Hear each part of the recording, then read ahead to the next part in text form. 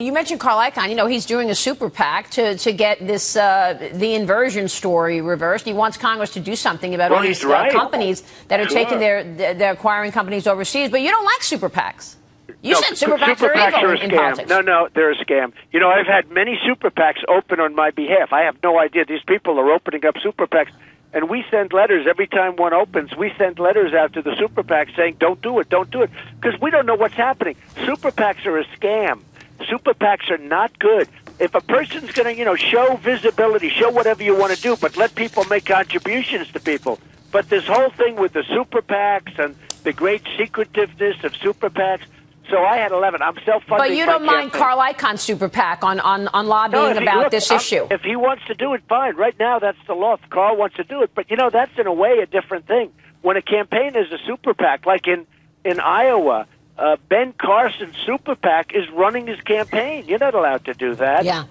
You're not allowed to do that. They're running the campaign. And by the way, they have total control. It's much different with Carl because he's going to do a super PAC. He's talking about corporate inversions. He's right. When I mention, Maria, corporate inversions to the other candidates, they don't even know what I'm talking about. They don't know that all of these companies are leaving the country to acquire other companies across the world so that they can pay lower taxes? Yeah, essentially they don't know. And if they do know, it's not like high on their list. It's not, something they really care about. It's hard to believe. With me, I go crazy. I'm looking, I'm saying, how can this happen? You look now with Pfizer, what's going on. You look at all these companies, but we're losing. We're going to lose a lot of money. And, one of the interesting things with corporate inversion is we have at least $2.5 trillion. Nobody really knows the amount of money over there. But right. We have at least $2.5 trillion in different places throughout the world. The Democrats and the Republicans agree that this is a good thing to bring it back. Okay, everybody, they've agreed for 3 years, Maria. They can't make a deal. Right. It's unbelievable that we haven't been able to see tax reform. You're right about that. I totally agree. Yeah, but, Maria, I haven't found one person that disagrees, Democrat or Republican. I get along with everybody. Well, let me tell you this. I asked Tim Geithner about this a couple of years ago. He said, we absolutely cannot change this because we're going to leave too much money on the table. That's what he said to me. Well, we have to lower the tax, and we have to simplify the process because, when people want to bring money in, they have to go through such bureaucracy and the tax. It's the tax, but it's not just the tax. It's the paperwork is unbelievable, the bureaucracy. And the strange thing, and I use this as the example, because this is one of the few cases where Republicans and Democrats agree, and they can't make a deal. Yeah. It's unbelievable. Let me get your reaction to these ads, Donald, because a political action committee called DeportRacism.com released this video. I know you saw it. It's kids using some harsh words against you. I want to play a brief clip, get your reaction. Donald, listen to this. Hola, Donald Trump. Screaming, get out of my country. Republicans use offensive words. So here's a few of our own. F you, racist. Wow. What do you make of that? I think it's terrible. I think it's just terrible. And, in fact, the New York Post did a big story today that totally backfired. I mean, to have young kids using that kind of language is a disgrace. And it's totally backfired, and people are actually going wild about it. And they're saying, we're now going to support Trump. Anybody that would do an ad like that is stupid, to be honest. I mean, they're stupid people that would do an ad like that. And it has backfired. And, I'm winning the Hispanic. I'll tell you what, in Nevada, they just did a poll where I'm by far in first place with the Hispanics.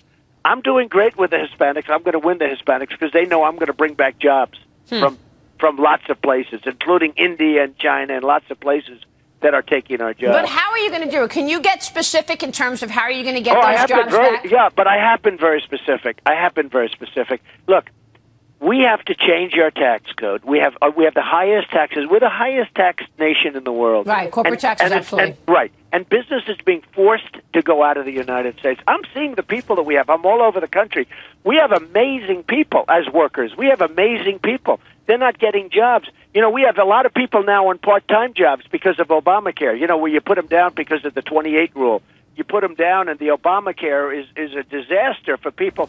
I've met people that have the same job for 30 years. They're proud of their company. They love their company, and the boss just made them part-time workers. So what's your alternative, Donald, to Obamacare? I mean, that's another thing. A lot of your colleagues also hate Obamacare, but what's the alternative? Do you have a plan? I'll tell you what. Yeah, it's going to be private. We're going to get rid of the boundaries. We're going to get rid of the boundaries around each state. I read a case today where, I don't know if you saw it, it was in one of the papers, I think the New York Times, where a person going to the Sloan Kettering, cancer, 250 cancer people, they have cancer. Their insurance company just went bust. It's the only company that would do business with a big hospital, Sloan Kettering in New York. And the people now have lost their insurance company. And the biggest reason is Obamacare. You look at what happened. You have to get rid of the artificial lines. Every state has artificial lines around it. So when I bid out in New York, as an example, I have a lot of employees in many different states. I'm always dealing with people from the state. If I want to get somebody from California to bid on my New York insurance, or from Iowa, or from any place, they don't come in. So the insurance, this Obamacare has been unbelievable, by the way, for insurance companies, because they basically have monopolies within their own states. They'd rather have that than competing among the 50 states. Yeah, well, certainly that is the reason that business is not hiring right now. I continue to hear that from CEOs, managers of businesses. It's just too expensive. And when they do hire, Maria, they go part-time workers. They want part-time workers. So let me ask you how you prepare. Your real unemployment number that you report brilliantly every week and every month, but your real unemployment number is probably 25 or 30%, Maria. It's not 5.2%. Yeah, they're talking about 5.1% for the month of October and 180,000 jobs created, but obviously we should be a lot farther along, and that's part of this cycle. You have 100 million people out there that have, they're in a workforce. They want to work. Many of those people want to look for jobs. When they stop looking, after months, they stop looking, and they take them off. And from a statistical standpoint, they're employed. So when you report 5.2 and 5.1%, I don't laugh because it's so sad, but it's a ridiculous number. That was a number that was devised, and a methodology that was devised by politicians to make them look good.